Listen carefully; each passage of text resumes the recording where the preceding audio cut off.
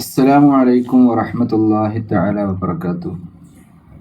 പരിശുദ്ധ റസൂലിൻ്റെ ജന്മദിനം കൊണ്ട് അനുഗ്രഹിക്കപ്പെട്ട റബീഉൽ അവ്വൽ മാസത്തിൽ മങ്കൂസ് മൗലൂദിൽ എന്താണ് പ്രതിപാദിക്കുന്നത്, എന്താണ് പറയുന്നത് എന്നുള്ളത് ഇൻഷാ അല്ലാഹ് നിങ്ങൾക്ക് മുമ്പിൽ സമർപ്പിക്കാൻ ഞാൻ ആഗ്രഹിക്കുകയാണ്.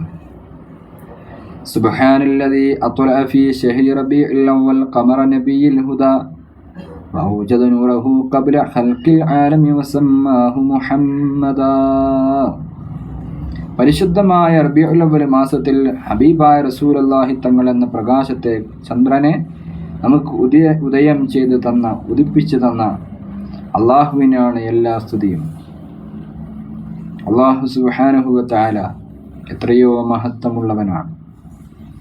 ആദ്യമായി കൊണ്ട് അള്ളാഹു സൃഷ്ടിച്ചത് മുഹമ്മദ് എന്ന സല്ലല്ലാഹു അലൈഹി വസല്ലമ തങ്ങളുടെ പ്രകാശത്തെയാണ്. അങ്ങനെ അള്ളാഹു സുബ്ഹാനഹു വ തആല പരിശുദ്ധമായ റബീഉൽ അവ്വൽ മാസത്തിൽ, ഈ പരിശുദ്ധമായ മാസത്തിലാണ് ഹബീബായ തങ്ങളെ നമുക്ക് നൽകിയത്. ആ റസൂലുള്ളാഹി തങ്ങളെ നൽകിയതിൻ്റെ പേര് നമുക്ക് സന്തോഷിക്കണം.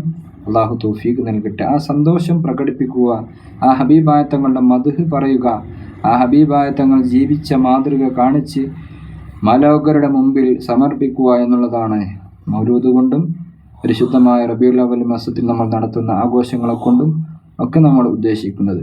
അതിനെ ആര് തടയിട്ടാലും, ആര് ഏത് രൂപത്തിൽ എന്ത് ചെയ്താലും നമുക്ക് യാതൊരുവിധ പ്രശ്നവും ഉള്ള കാര്യമല്ല.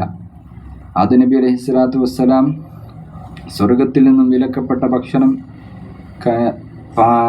കഴിച്ചതിൻ്റെ പേരിൽ, ആ പഴം കഴിച്ചതിൻ്റെ പേരിൽ സ്വർഗത്തിൽ നിന്നും പുറത്താക്കപ്പെട്ട് അവസാനം ഹബീബായ റസൂലുള്ളാഹി സ്വല്ലല്ലാഹു അലൈഹി വസല്ലമ തങ്ങളെക്കുറിച്ച് ആദം നബി അലൈഹി സ്വലാത്തു വസ്സലാമിന് മുമ്പ് തന്നെ ധാരണയുണ്ട്.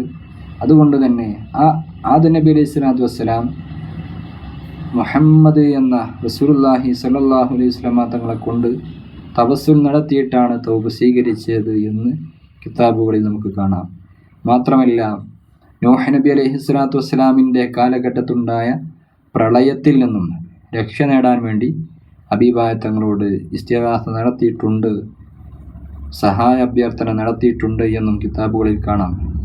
മാത്രമല്ല, ഇബ്രാഹിം നബി അലൈഹി സ്വലാത്തു വസ്സലാം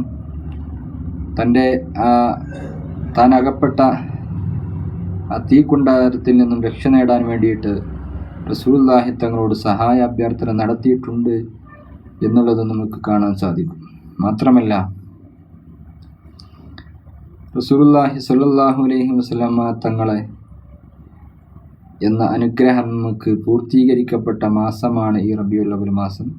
ആ മാസത്തിൽ നമ്മൾ സന്തോഷിക്കുക, ആഹ്ലാദിക്കുക, സന്തോഷം പ്രകടിപ്പിക്കുക, സ്നേഹം പ്രകടിപ്പിക്കുക. അള്ളാഹു തൗഫീഖ് നൽകി അനുഗ്രഹിക്കുമാറാവട്ടെ.